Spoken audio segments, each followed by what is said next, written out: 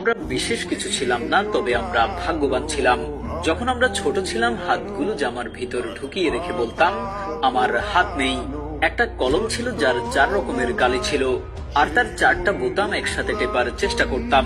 আর এই কলমটা যার কাছে থাকতো তার ভাবসাবি থাকতো অন্যরকম। আমাদের সময় 1 হাত সমান কলম পাওয়া গেলেও আমরা আবার কলম কেটে কেটে অনেক ছোট কলম আবিষ্কার করতাম। দরজার পেছনে লুকিয়ে থাকতাম কেউ এলে চমকে দিব বলে। সে আসতে দেরি করছে বলে অধৈর্য হয়ে বেরিয়ে আসতাম।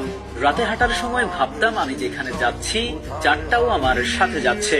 কারেন্টের সুইচের 2 দিকে আঙুল চেপে সুইচটাকে অন অফের মাঝামাঝি অবস্থানে আনার চেষ্টা করতাম। স্কুলে যাওয়ার সময় সবাই একসাথে দৌড়াদৌড়ি করে যেতাম।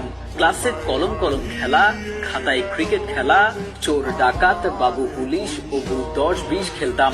অনেক সময় স্কুল ফাঁকি দিয়ে কয়েকজন বন্ধু মিলে ঘুরতে যেতাম, আড্ডা দিতাম, আরো কত কি।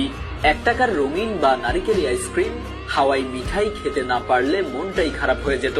হঠাৎ আকাশ দিয়ে হেলিকপ্টার গেলে সবাই রুম থেকে বের হয়ে আকাশের দিকে তাকিয়ে থাকতাম। স্কুল ছুটি হলে দৌড়ে বাসায় আসতাম। মিনার কার্টুন দেখবো, সিসিমপুর দেখবো। শুক্রবার দুপুর 3টা থেকে অপেক্ষা করতাম কখন বিটিভিতে সিনেমা শুরু হবে, এবং সন্ধ্যার পর আলিফ Laila, Sinbad, Robin Hood, MacGyver দেখার জন্য পুরো সপ্তাহ অপেক্ষা করতাম। ফলের গুটি খেয়ে ফেললে দুশ্চিন্তা করতাম পেটের ভেতর গাছ হবে কিনা। মাথায় মাথায় ধাক্কা লাগলে শিং গজানোর ভয়ে আবার নিজের ইচ্ছায় ধাক্কা দিতাম।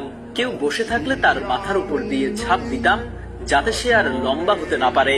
বিকেলে কুতকুত, কানামাছি, গোল্লা ছুট, বৌচি, হাডুডু, কাবাডি, দাঁড়িয়াবান্ধা, গাঙ্গুলি, গোল্লা ছুট, দড়ি লাফানো, চেয়ার সিটিং, কানামাছি, ওপেন টি বায়োস্কোপ, এক্কা দোক্কা, রামশাম, যদু মধু, চোর ডাকাত, মার্বেল। সাত ছাড়া না খেললে বিকেলটাই যেন মাটি হয়ে যেত।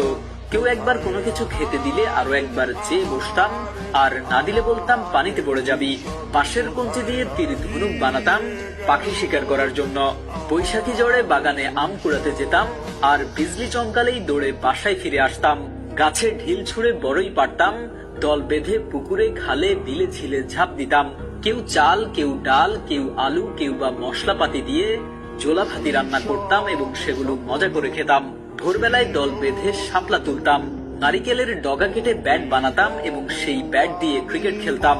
ফাইনাল পরীক্ষা শেষ হলে তো সকালে পড়া নেই, এত মজা লাগতো যা বলার বাইরে। নানু বাড়ি, দাদু বাড়ি যাওয়ার এটাই তো ছিল সময়।